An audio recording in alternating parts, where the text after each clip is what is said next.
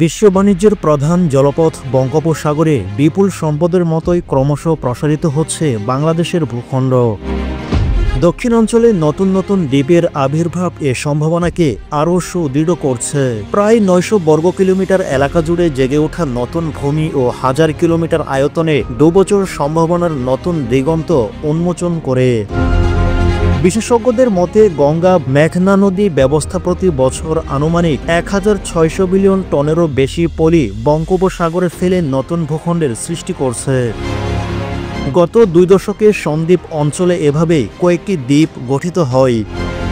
বাংলাদেশ মহাকাশ গবেষণা ও দূর অনুধাবন প্রতিষ্ঠানের সদস্য ডক্টর মোহাম্মদ মাহবুবুর রহমান গণমাধ্যমকে বলেন, বাংলাদেশের প্রধান নদীগুলো হিমালয় থেকে বিপুল পরিমাণ পলি নিয়ে আসে, যা বিশ্বে সর্বোচ্চ।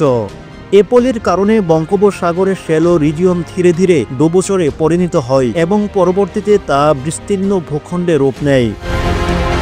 মেঘনা নদীর মোহনার মুখে জাহিয়াতচর ও ভাসানচর ক্রমশ প্রসারিত হচ্ছে। বর্তমানে এই দুইটি দ্বীপ সন্দ্বীপের সঙ্গে যুক্ত হয়ে একটি একীভূত বৃহত্তর ভূখণ্ডে রূপ নিচ্ছে। ফলে বঙ্গোপসাগরে ভূ অর্থনৈতিক গুরুত্ব দিন দিন বৃদ্ধি পাচ্ছে।